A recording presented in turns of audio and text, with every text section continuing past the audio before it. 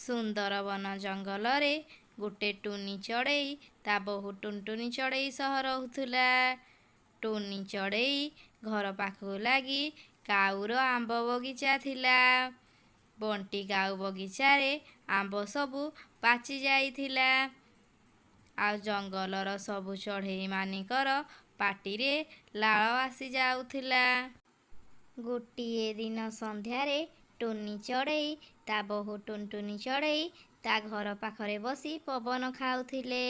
ଏହିଭଳି ପବନ ହେଉଥିବାରୁ ଆମ୍ବର ବାସ୍ନା ମଧ୍ୟ ତାଙ୍କ ପାଖକୁ ଚାଲି ଆସୁଥିଲା। ମା, ଏଇ ଆମ୍ବରୁ ତ ବହୁତ ବଢ଼ିଆ ବାସ୍ନା ଆସୁଛି। ମୋତେ ଯାହା ଲାଗୁଛି ମୁଁ ଯାଇକି ଆମ୍ବ ତୋଳିକି ଖାଇ ଦିଅନ୍ତି କି? ହଁ ବୋହୂ, ମନ ତ ମୋର ବି ହେଉଛି ଏ ଆମ୍ବ ସବୁ ଖାଇବା ପାଇଁ। ହେଲେ କ'ଣ କରିବା, ତୁ ନିଜେ ଦେଖୁଛୁ ଏ ଦୁଷ୍ଟ କାଉଟା ତା ବଗିଚାରୁ ସବୁବେଳେ ଜଗି ରହୁଛି। ଆମେ ଯଦି ଆମ୍ବ ଚୋରି କରିଯିବା ଧରା ପଡ଼ିଯିବା। ଆମେ ରାତି ହେଲେ ବଣ୍ଟି କାଉ ଶୋଇ ପଡ଼ିଲେ ତାର ଆମ୍ବ ଚୋରି କରି ଆଣିବା। ମା, ମୋର ମନ ହେଉଛି ଏବେ ଖାଇବାକୁ। ତମେ ଗୋଟେ କାମ କରୁନ, ବଣ୍ଟି କାଉକୁ ମିଛ କହି ଆମ ଘରକୁ ଡାକି ଆଣ। ମୁଁ ଯାଇକି ଆମ୍ବ ସବୁ ଧରିକି ଘରକୁ ଫେରି ଆସିବି। ଟୁନି ଚଢ଼େଇଟି ଟୁନଟୁନି କଥା ମାନିଗଲା। ଟୁନଟୁନି ଚଢ଼େଇ ଆମ୍ବ ଚୋରି କରି ଗଲାବେଳେ ତା ଶାଶୁ ଦୁଷ୍ଟ କାଉକୁ ଡାକିଲା। କାଉ ଭାଇ, ଏଠାକୁ ଆସ।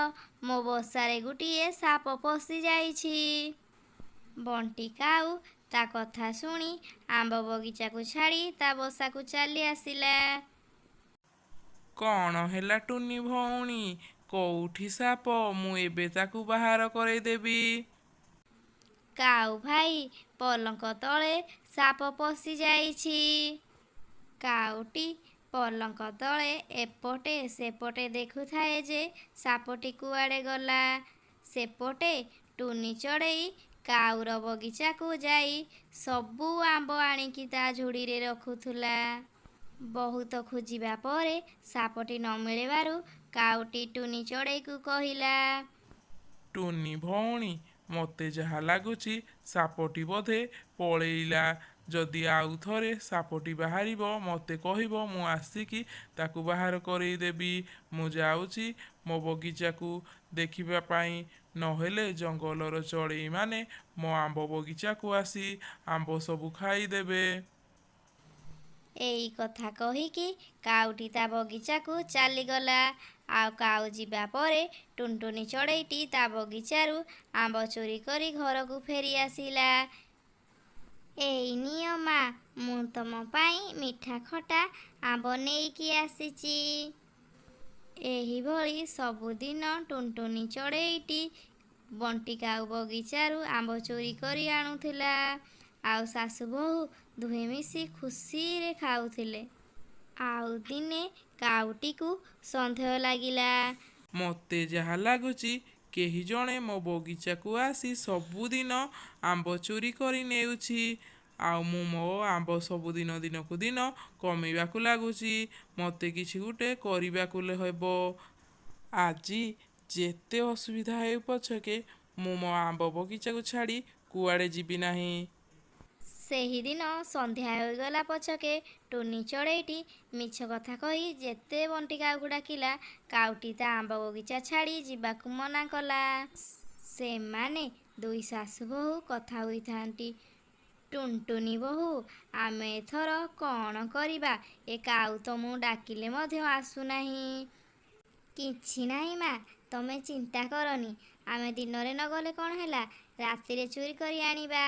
ଏହି କଥା ଭାବି ଶାଶୁ ବୋହୂ ଯାକ ରାତିରେ ଆମ୍ବ ଚୋରି କରିବା କଥା ଭାବୁଥାନ୍ତି। ଆଉ ସେପଟେ ବଣ୍ଟି କାଉଟି ତା ବଗିଚାରେ ଜାଲ ଆଣି ବିଛେଇ ଦେଇଥିଲା। ଆଉ ରାତିରେ ଶାଶୁ ବୋହୂ ଯାକ ଆମ୍ବ ଚୋରି କରିବାକୁ ଗଲେ। ଆଉ ଶାଶୁ ବୋହୂ ଦୁଇ ଜଣ ଯାକ ଆମ୍ବ ତୋଳିବାକୁ ଲାଗନ୍ତି। ଆଉ ସେହି ସମୟରେ କାଉ ଦେଇଥିବା ଜାଲଟି ଆସି ତାଙ୍କ ଉପରେ ଖସି ପଡ଼ିଲା। ମା, ଇଏ କ'ଣ ହେଲା? ଆମେ ତ ଜାଲରେ ଖସି ପଡ଼ିଲେ।